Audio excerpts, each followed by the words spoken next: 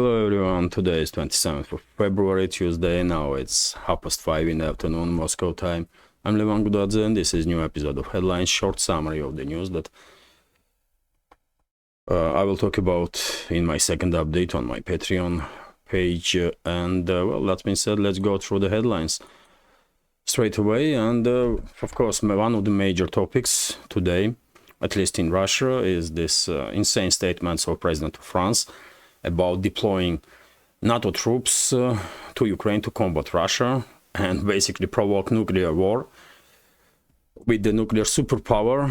And Dmitry Peskov, press spokesman of Russian president, was asked to comment on this topic, on statements of Macron, and he said that, of course, deployment of Western troops to Ukraine will inevitably mean full-scale conflict between NATO and the Russian Federation.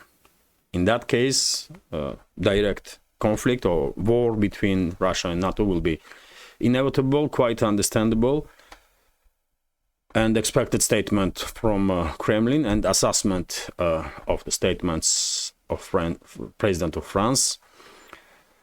But same time, not all NATO member states seems like are on the same page with the President of France, because a number of countries, military and political leadership in number of NATO member states commented on this topic also, and stated that they are not considering to send their military personnel into Ukraine to fight Russia.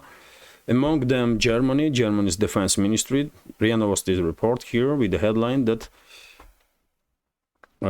Germany's defense minister not just said that Germany is not considering to deploy its troops to fight Russia, to wage war, direct full-scale war against Russia, but according to Pistorius, none of the participants in that meeting that took place in France, during which Macron came up with this insane idea to provoke nuclear war with Russia, none of the participants, none of the countries supported ideas of French president. Can we believe Pistorius? I don't think so. Maybe, and by the way, many leaders, as I said, of NATO member states distanced themselves from statements of French president, but are they honest? Or they are acting now? Because, for example, they don't want to create some chaos inside their own countries, because while majority of citizens in NATO member states may not really understand what full-scale war with Russia means, well-informed parts of society will definitely know that that will mean end of everything, total destruction of human civilization, humanity. So even though some major NATO member states, including Germany, are now distancing themselves from statements of French leader, question is, can they be trusted? And answer is obviously no. And therefore, I believe not just Russian ground forces have all the necessary orders to be ready to combat NATO troops on the ground, but I believe Russian strategic forces also have all the necessary orders, and Russian nuclear warheads have all the necessary coordinates where they will fly in case of direct conflict between Russia and NATO. Because this is not a topic for a joke, and I don't think President of France was joking by talking about nuclear war or talking about provoking nuclear war. But anyway, we have TASS News Agency's report that, well, Italy's foreign minister also come up with the statement that Italy is not even considering, and furthermore are against deploying of not just Italy's but NATO troops into Ukraine to wage direct war with Russia. Number of other countries, leadership from number of other NATO member states had a similar opinion, but yet again, are they acting or they are honest. I don't think they are honest, and I don't think they can be trusted. That's for sure. And Renostis report that, well, Scholz, Chancellor of Germany, is somewhat irritated and even angry because of these constant demands to send long-range weapon systems to Kiev regime. Also headline, by the way, from RT that US Army calls Russia the enemy. A manual meant to prepare the US military for fighting Russia has been released, and this manual, Russia is designated as enemy. Not surprisingly, of course, but yet again one more indicator that something big most likely is coming. Who knows? Who knows? TASS news agencies report that, well, leadership of Austria is quite sure that without participation of Russia in the peace talks on the topic of Ukraine, there can be no peace in this country. Rare adequate statements nowadays from from leadership of anti-Russian coalition. Also, by the way, RT report that EU citizens must tighten belts to deter Russia.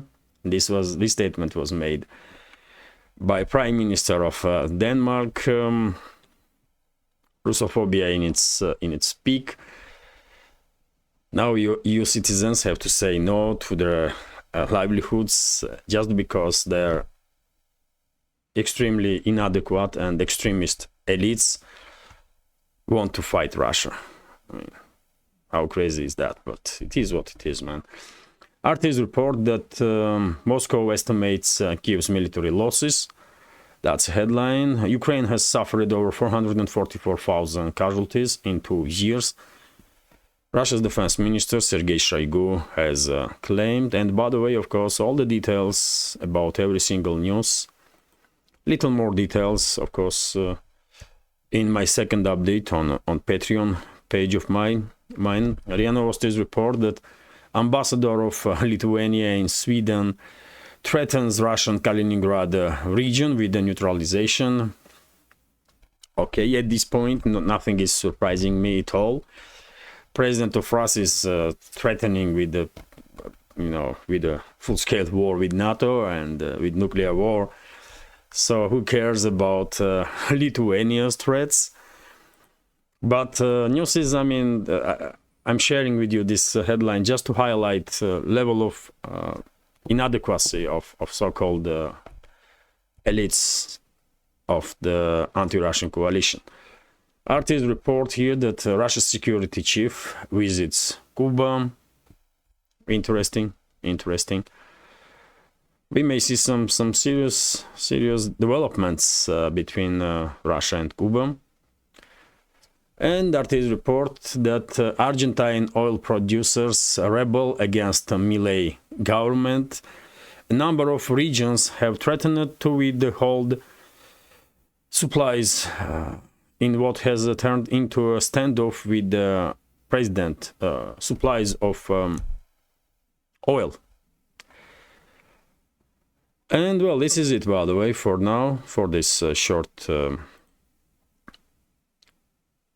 summary.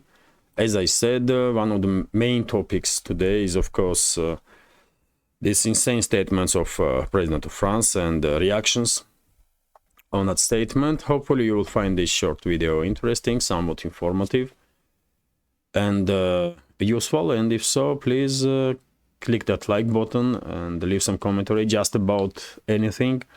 More likes and comments most likely will help me to deal with the algorithms on both platforms, on YouTube and Rumble, and reach wider audience. And for very same reason, if you can, please share links to my videos or my channels with your friends on any of the platforms that you are actively using. And finally, if you think